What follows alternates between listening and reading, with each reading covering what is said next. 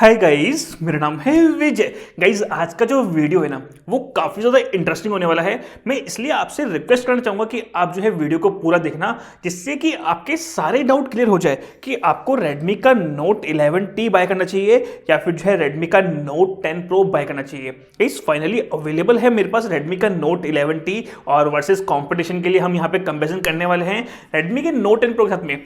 अभी भी स्टिल यहाँ पर काफ़ी सारी चीज़ें आपको बेटर देखने को मिलती है Redmi के Note 10 Pro के अंदर। आपको अभी कौन सा फ़ोन बाय करना चाहिए, 5G या फिर जो है 4G, डिटेल में बात करने वाले हैं गाइस। अगर आपको वीडियो पसंद आए, वीडियो को जरूर से लाइक और शेयर करना मत भूलना। पहले इसकी एक क्विक यहाँ पे अनबॉक्सिंग करते हैं। तो सबसे पहले आपको मिलता है यहाँ पे बॉक्स, जो कि कुछ इस टाइप का आपको देखने को मिलता है।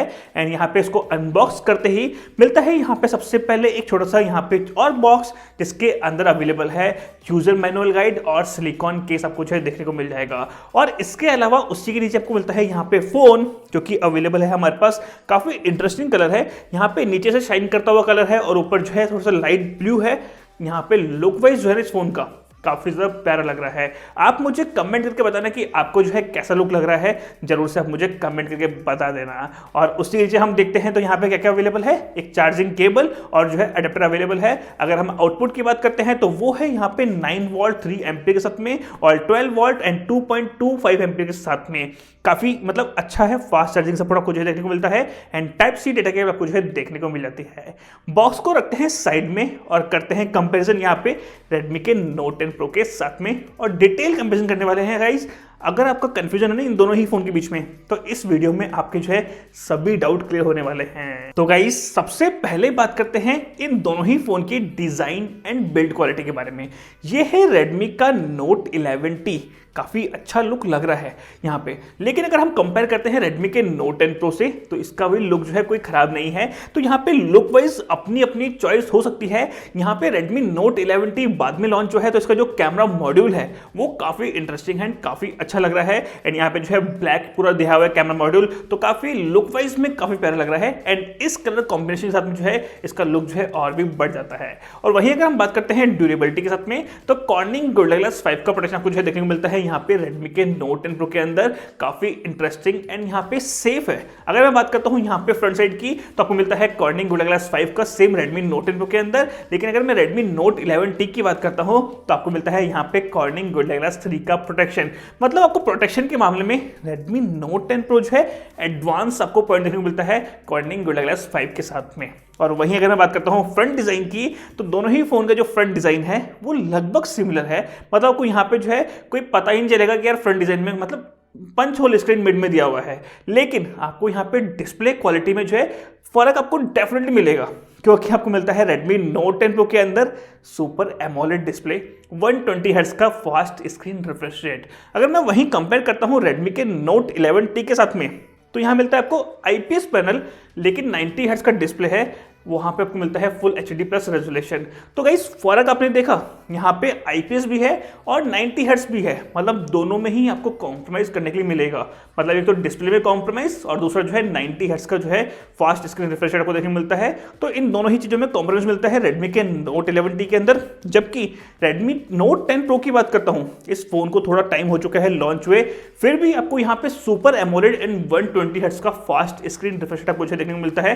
एडवांस पॉइंट मिल जाता है हमें यहाँ पे इस फोन को परचेज करने के लिए। एंड गाइज, अगर हम डिजाइन में इसकी ड्यूरेबिलिटी एंड यहाँ पे हैवी वेट के बारे में बात करते हैं, तो मुझे पर्सनली जो है यहाँ पे Redmi का Note 11T थोड़ा सा हैवी लग रहा है। अदरवाइज यहाँ पे कोई ज़्यादा फर्क आपको देखने को नहीं मिलेगा, क्योंकि यहाँ पे बैटरी भी सेम है और यहाँ पे आपको जैसा कुछ देखने को मिलता है ऑलमोस्ट। लेकिन यहाँ पे मुझे थोड़ा बहुत हैवी लग रहा है Redmi का Note 11T। एंड ये थोड़ा सा थिक भी है कंपेरिजन Redmi Note 10 Pro से।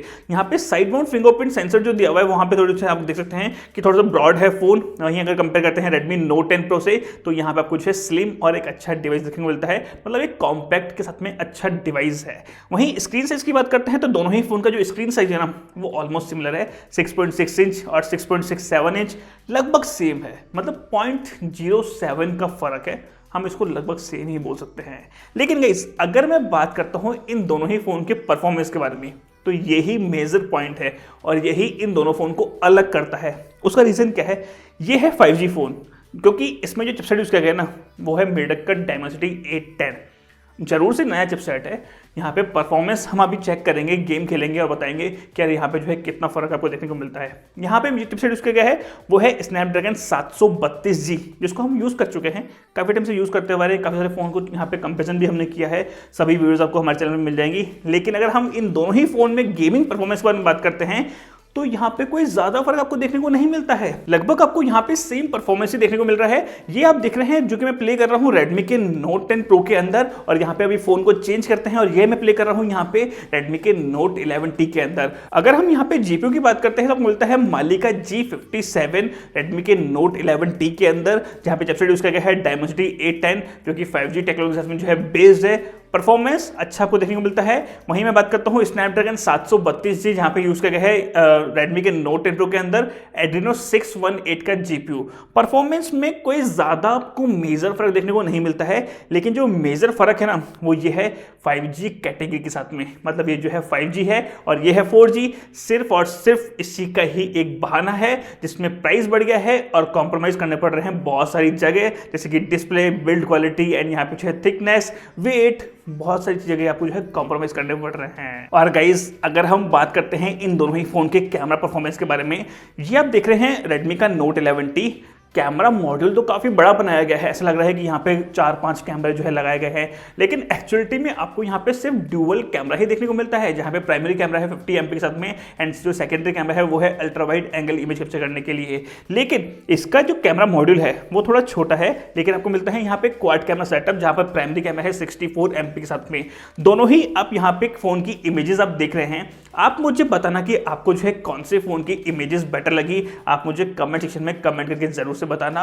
और सेकेंडरी जो कैमरा है वो है ultra wide angle image capture करने के लिए, तो ये है आपको यहाँ पे मिल रही है दोनों ही फोन में, यहाँ पे मतलब अल्ट्रा वाइड इमेज कैप्चर करने के लिए एक डेडिकेटेड लेंस दिया हुआ है। लेकिन अब जो है इसका हो गया काम खत्म, मतलब इसमें जो है 2 ही कैमरा हैं, लेकिन आपको यहाँ पे अलग से मिलता है मैक्रो लेंस एंड डेप्थ को कवर करने के लिए डेडिकेटेड लेंस दिए हुए हैं, जिसके बहुत सारे फायदे आपको जो है मिल जाते हैं। और वहीं अगर बात करता हूं इन दोनों ही फोन के फ्रंट कैमरा परफॉर्मेंस के बारे में, दोनों में ही लगभग सेम कैमरा है 16 MP का, तो मतलब क्वालिटी आप यहाँ पे देख ही रहे हैं कि यहाँ पे कौन से फोन की क्वालिटी आपको अच्छी लग रही है, आप मुझे कमेंट करके जरूर से बताना।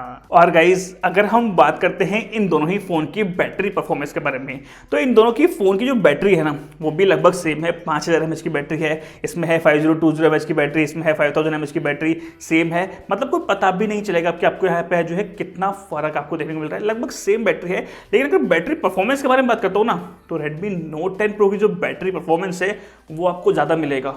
आपको कैसे भी ज्यादा मिलेगा, क्योंकि यहाँ पे मिल रहा है एमोलेड स्क्रीन, और जो सुपर एमोलेड स्क्रीन होता है ना वो बैटरी को कंजप्शन कम करता है, जिससे कि बैटरी परफॉर्मेंस बढ़ जाता है। वहीं आपको जो है थोड़ा सा डाउनग्रेड बैटरी परफॉर्मेंस मिलेगा यहाँ पे Redmi के Note 11T के अंदर। और इन दोनों ही फोन की बैटरी को चार्ज करने के लिए आपको इनबॉक्स में चार्जर मिलता है फास्ट चार्जिंग, जो कि सपोर्ट करते हैं दोनों ही फोन 33 वॉट को, और साइड माउंट फिंगरप्रिंट सेंसर आपको जो है दोनों ही फोन में देखने को मिलते हैं। तो गाइस यहाँ पे ये था एक डिटेल कंपैरिजन इन दोनों ही फोन के बीच में। कोई भी क्वेश्चन हो इन दोनों के फोन के बीच में आप मुझे जो है कमेंट करके पूछ सकते हैं, और कौन सा और आपको वीडियो चाहिए इन दोनों का, कोई कैमरा कंपैरिजन, गेमिंग कंपैरिजन या फिर जो है बैटरी ड्रेन टेस्ट, जो भी आपको चाहिए मुझे कमेंट करके बताना। हम जरूर से ट्राई करेंगे इन दोनों ही फोन की battery drain test and camera comparison करने के लिए। तो गाइस ये था आज की वीडियो में, उम्मीद है आपको हमारा वीडियो पसंद आया होगा। जरूर से वीडियो को लाइक और शेयर करना मत भूलना, कमेंट करके अपनी राय जरूर बताना, क्या मानना है इन दोनों ही फोन के बारे में, जो भी हो आप मुझे कमेंट सेक्शन में कमेंट करके जरूर से बताना। और सब्सक्राइब नहीं किया तो हमारे चैनल को जरूर सब्सक्राइब करना, जिससे कि आपको लेटेस्ट वीडियोस के अपडेट्स देखने को मिलते रहेंगे। इतना ही था आज की वीडियो में, देखने के लिए बहुत बहुत धन्यवाद। आपका दिन शुभ हो, मिलते हैं ऐसे किसी अगले वीडियो में।